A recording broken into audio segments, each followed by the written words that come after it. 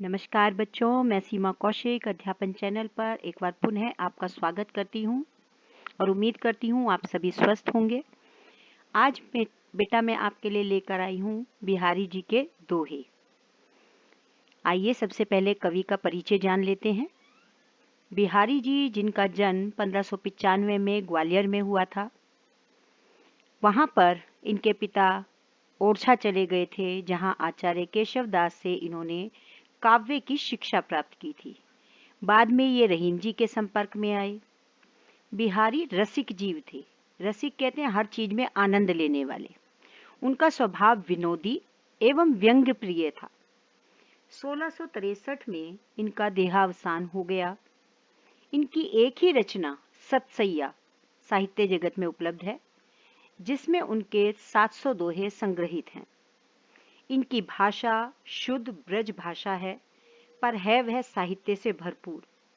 इनकी भाषा में पूर्वी के प्रयोग भी मिलते हैं। बुंदेलखंड में रहने के कारण बुंदेलखंडी शब्दों का मिलना भी संभव है। आइए दोहों का संक्षेप में भावार्थ जान लेते हैं। बिहारी के दोहे भिन्न भिन्न विषयों से संबंधित हैं। ये तो आपने देखा ही होगा बच्चे। उनके दोहे छोटे हैं, मगर प्रत्येक दोहे में एक गहन विचार छुपा है। बिहारी जी मुख्य रूप से श्रृंगार परक दोहों के लिए जाने जाते हैं, किंतु लोक व्यवहार, नीति ज्ञान आदि विषय पर भी उन्होंने लिखा है। उनके दोहों का अगर हम सार रूप देखें तो वह इस प्रकार से है। कवि ने भगवान श्री कृष्ण के सांवले सलोने रूप का मनोहारी वर्णन पहले दोहे में, या पहले हम कह सकते हैं सतसैया में, किया है। दूसरे में उन्होंने बताया है कि गर्मी ने वन को तपोवन जैसा बना दिया है, जहां पर हिरण, बाघ, सांप और मोर, जो स्वाभाविक रूप से एक दूसरे के शत्रु होते हैं, वे भी वहां पर आज इकट्ठे बैठे हैं। तीसरे दोहे में वे बताना चाह रहे हैं, गोपियां श्री कृष्ण से बातें करने के लिए उनकी बांसुरी छिपा देती हैं। इसी का वर्णन उन्होंने संक्षेप में किया है। चौथा दोहा, नायक व नायिका का सगे संबंधियों से घिरे होने पर किस प्रकार से नेत्रों के द्वारा वे वार्तालाप करते हैं, इसका वर्णन किया गया है। पांचवें दोहे में जेठ मास, जो हिंदी के महीने होते हैं बेटा, उसमें जो सबसे ज्यादा गर्मी का महीना माना जाता है वो जेठ का महीना माना जाता है। यहाँ पर जेठ भी कह सकते हैं हम उसे, आप देखिए ज्यादातर जो ग्रामीण भाषा है उसमें कहा जाता है। और दूसरा ज्येष्ठ मास, ठीक है, उसकी दोपहरी की भीषणता का चित्रण भी सजीव रूप से किया गया है। वियोगी नायिका की असमंजसपूर्ण स्थिति का भावपूर्ण वर्णन यहाँ पर किया गया है। अगले दोहे में कवि चाहता है कि भगवान कृष्ण व उनके पिता दोनों उनके सभी कष्टों को हर लें।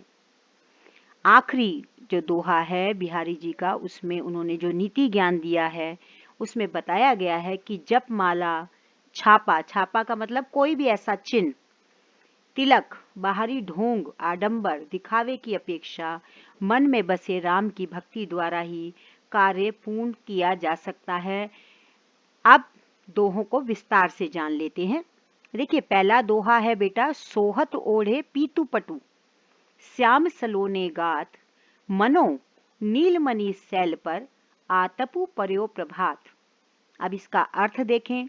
इस दोहे में एक सखी अपनी दूसरी सखी से नायक की अनुपम शोभा का वर्णन करते हुए कह रही है, यहाँ नायक श्री कृष्ण भी हो सकते हैं, कि हे सखी, श्री कृष्ण अपने सुंदर सांवले शरीर पर जब वो पीले वस्त्र धारण करते हैं तो इस वेश में वो बहुत ही सुशोभित होते हैं, और ऐसा लगता है मानो, अब ये जो मानो शब्द आया है बेटा, इसमें उत्प्रेक्षा अलंकार आ गया।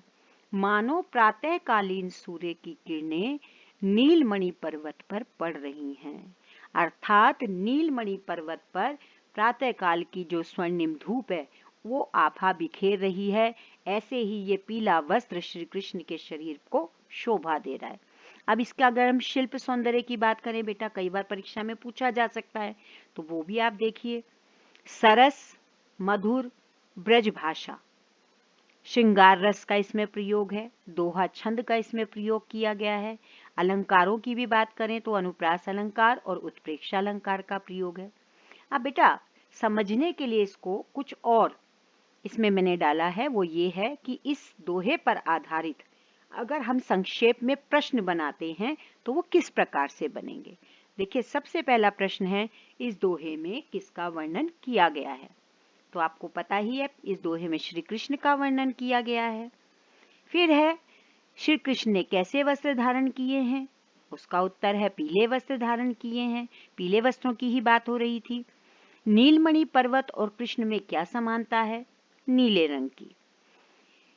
चौथा प्रश्न है, सांवले रंग के लिए किस शब्द का प्रयोग किया गया है? तो आप कह सकते हैं, आप कहते हैं श्री कृष्ण को श्याम सलोना गात। तो यहाँ पर भी बात वही है, श्याम शब्द से इसके बारे में पता चलता है। अब हम बात करते हैं बेटा दूसरे दोहे की। कहला ने एकत बसत अहि मयूर मृग बाग, जगतु तपोवन सो कियो दीरग दाग निधाग।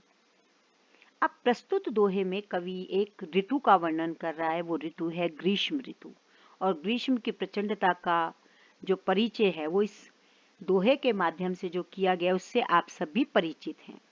कवि कहते हैं कि ग्रीष्म ऋतु में अत्यधिक गर्मी के कारण सांप, मोर, हिरन, बाघ या ऐसे जीव जंतु जिनके मध्य परस्पर या परंपरागत एक वैर का भाव होता है, आपसी शत्रुता रखते हैं जो, लेकिन ये इतनी प्रचंड गर्मी है, जैसे में कि आप चित्र में भी देख रहे होंगे कि प्रचंड गर्मी के कारण ही वे अपनी आपसी शत्रुता भुलाकर साथ साथ निवास कर रहे हैं। तपोवन में भी ऐसी मित्रता संभव है। इसका कारण क्या है? गर्मी, भयंकर प्रचंड गर्मी, जिसके कारण सभी निढाल हो चुके हैं। किसी को किसी का ये ध्यान ही नहीं है कि वे आपस में एक दूसरे के शत्रु हैं, बल्कि ऐसा लग रहा है जैसे किसी तपोवन में विपरीत स्वभाव वाले भी सभी मिलजुल कर रह रहे हैं। अब इसके शिल्प सौंदर्य को देखें तो बेटा इसमें भी बात वही है। ब्रिज भाषा का प्रयोग है, श्रृंगार रस का प्रयोग है, दोहा छंद का प्रयोग किया गया है। मयूर और मृग शब्द में अगर आप देखें और इधर दीरग और दाग में, बेटा कभी कभी परीक्षा में दीरग दाग निधाग का वर्णन करने को कहा जाता है।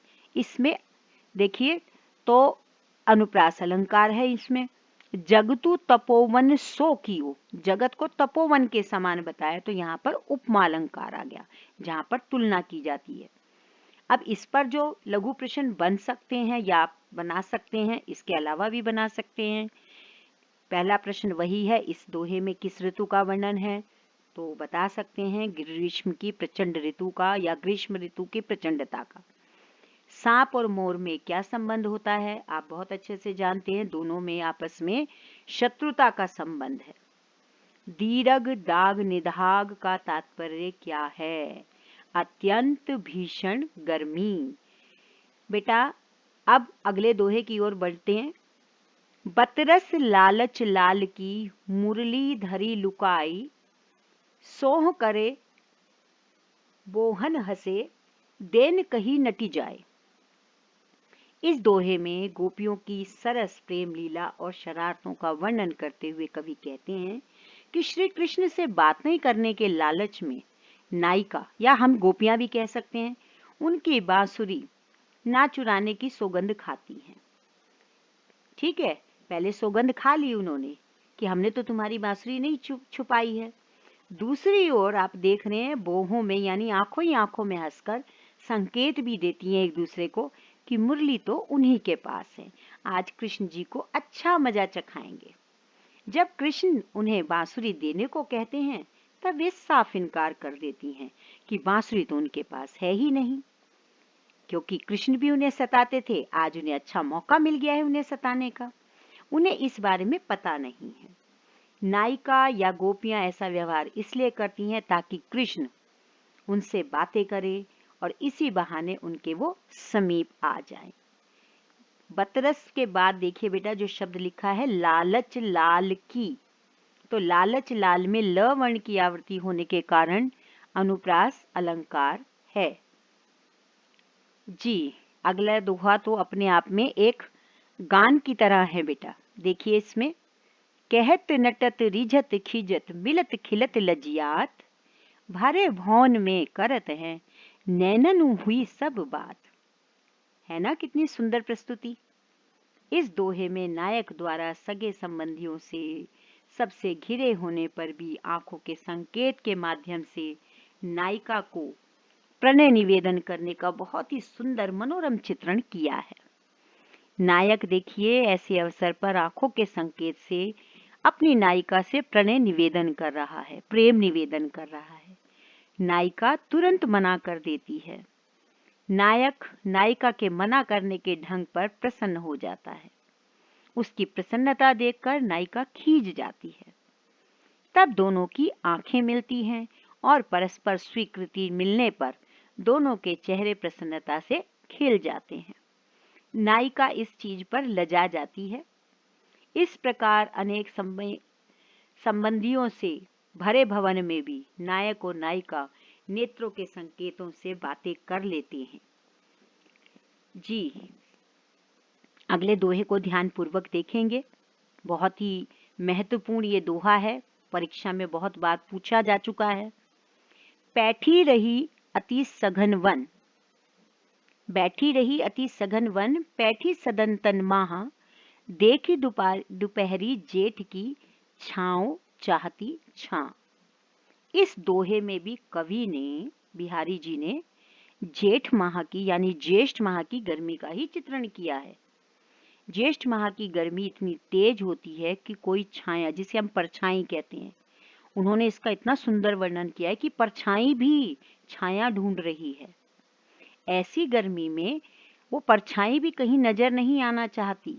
वो क्या चाहती है कि या तो किसी घने जंगल में बैठ जाए या फिर किसी घर के अंदर छुप जाए। सूरज बिल्कुल उसके सिर के ऊपर होने के कारण वह छाया भी दुबक कर बैठ गई है। तो बेटा छाँव चाहती छां, तो उसका मतलब यहाँ पर यही है कि वह परछाई भी छाया में छुपना चाहती है। अब क्योंकि छाया को इन्होंने एक इंसान सजीव रूप में इन्होंने वर्णन किया है, तो यहाँ पर छाया का मानवीकरण रूप हो गया है। और मानो उसमें शब्द कहा है, तो जहां पर भी मानो आएगा वहां पर ही उत्प्रेक्षा अलंकार हो जाएगा। अनुप्रास अलंकार का प्रयोग भी इसमें आप देख रहे हैं। कागद पर लिखत ना बनत, कहत संदेशु लजात, कही है सब तेरो हियो, मेरे हिये की बात। इस दोहे में कवि ने नायिका की मनस्थिति का चित्रण किया है, जो बहुत लंबे समय से अपने प्रेमी से दूर है और अपने प्रेमी के लिए संदेश भेजना चाहती है। नायिका को इतना लंबा संदेश भेजना है, एक तो इसका ये भी अर्थ है कि वह कागज पर समा ही नहीं पाएगा। दूसरा, इसका तात्पर्य ये भी हो सकता है कि नायिका को इतना लंबा संदेश भेजना है क्योंकि इतने दिनों से वो नायक से नहीं मिली है। अब उसकी आंखों में इतने आंसू भरे हुए हैं कि आंखों में आंसू होने के कारण उसे वो कागज नजर नहीं आ रहा। जब हम रोते हैं हमारी आंखों में पानी होता है तो सब कुछ धुंधला हो जाता है। ऐसे में वो कुछ भी लिखने में समर्थ नहीं है। तो वहां यहाँ पर यही बताना चाहते हैं कि अपने संदेश वाहक के सामने उसे वह सब कहने में शर्म भी आ रही है। कहत संदेशु ले जात में ये बात है। नायिका संदेश वाहक से क्या कहती हैं, देखो कि कही है सब तेरो ही हो, मेरे ही एक ही बात, अर्थात जो सब कुछ कहने में मुझे शर्म आ रही है, क्या तुम उसे स्वयं अपने हृदय से नहीं समझ सकते। नायिका संदेश वाहक से कहती है कि तुम मेरे अत्यंत करीबी हो, इसलिए अपने दिल से तुम मेरे दिल की बात को समझकर नायक को कह देना। अब यहाँ पर क्योंकि बात का बढ़ा चढ़ाकर वर्णन है, इसलिए यहाँ पर अतिशयोक्ति अलंकार का प्रयोग किया गया है। बेटा अगला दोहा देखें। इसमें फिर श्री कृष्ण जी का वर्णन है। प्रकट भये द्विज राजकुल, सुबस बसे ब्रज आई, मेरे हरो कलेस सब, केशव केशव राई।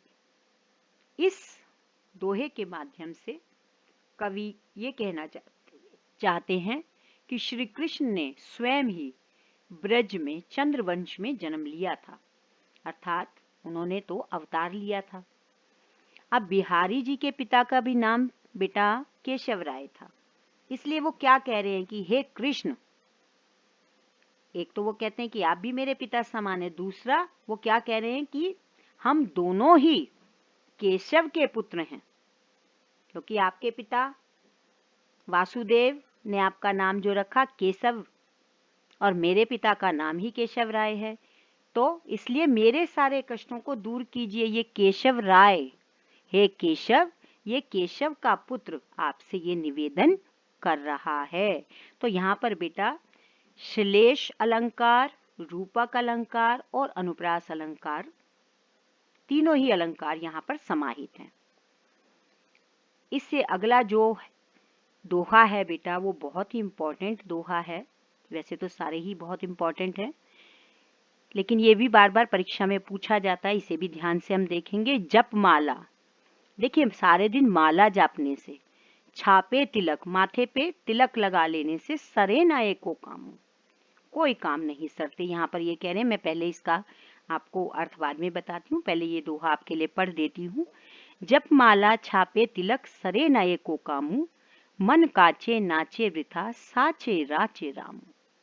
अर्थात आडंबर और ढोंग किसी काम के नहीं होते। मुंह में राम बगल में छुरी वाला आपने सुना ही होगा मुहावरा, लोकोक्ति के रूप में भी हम जानते हैं, बहुत सारी इस पर हैं। ठीक है, कि हाथी के दांत खाने के ओर दिखाने की ओर, यानी व्यक्ति होता कुछ और है और दिखाता कुछ और है। मन तो कांच की तरह क्षण भंगुर होता है, जो व्यर्थ में ही नाचता रहता है। अब वो क्या कह रहे हैं कि माला जपने से, माथे पर तिलक लगाने से या 1000 बार राम राम लिखने से कुछ नहीं होगा।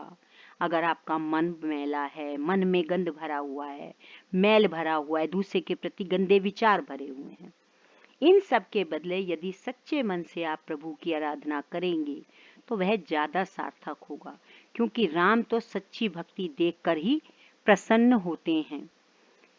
बेटा आप सबको उम्मीद करती हूँ बिहारी जी के दोहे समझ में आए होंगे। बेटा अगर अभी तक आपने चैनल को सब्सक्राइब नहीं किया है तो चैनल को सब्सक्राइब कर लीजिए, वीडियो को लाइक कीजिए, और आपकी सुविधा के लिए जो प्लेलिस्ट मैंने बनाई है आप उसका लाभ लीजिए। धन्यवाद।